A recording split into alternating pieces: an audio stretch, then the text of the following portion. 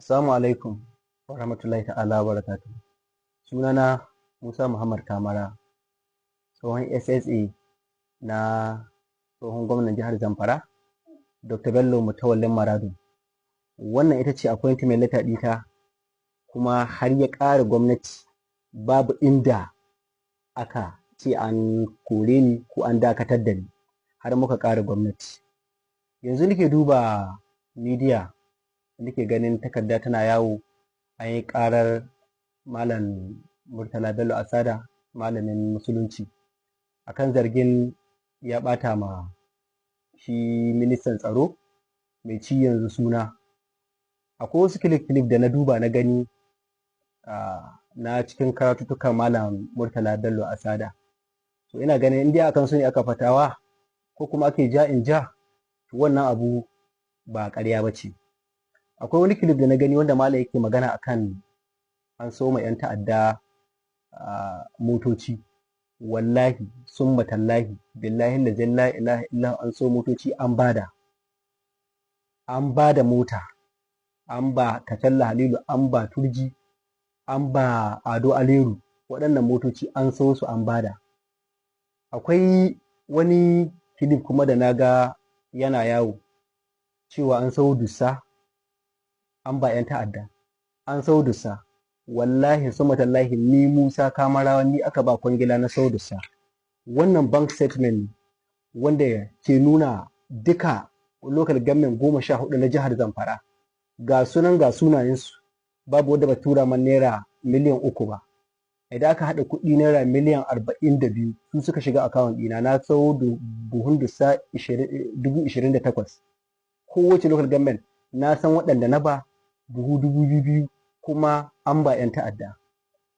Malam Murtala ya taɓa wani clip wanda na ga yana magana akan an kama Haru Dole. An kama Haru Dole wanda babban ɗan ta'adda ne, kuma yana da bindigogi hira 500.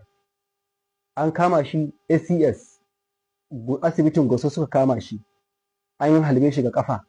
Sun je an kama shi, an tafi da shi a Abuja ofis ɗin Lamurde.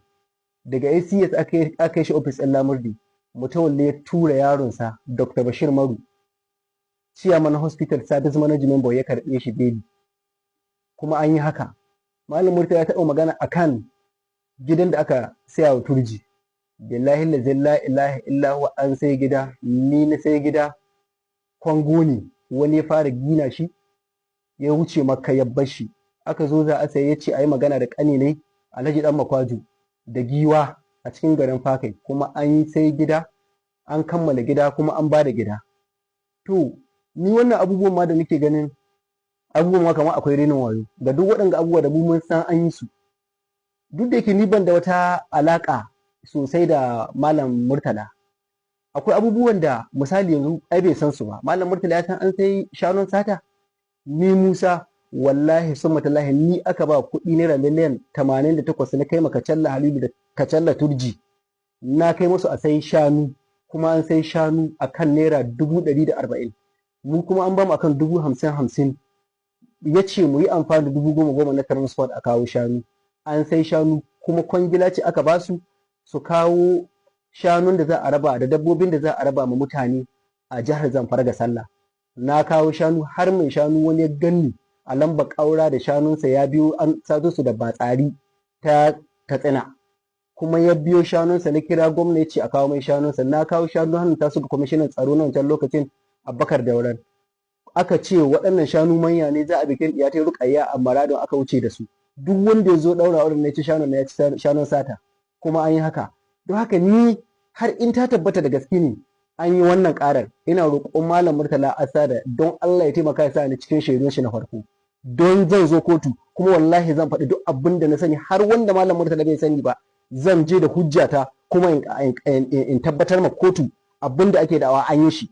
Kuma na rantse da tsarkin mulkin Allah, akwai abin da ma ba a san da shi ba, sai gaban kotu zan faɗe shi. Shi kai na Malam Murtala bai san shi ba, kuma zan faɗe shi, saboda an kawo gabar da ya kamata a wa mutane adalci, a kowa adalci. Na gode.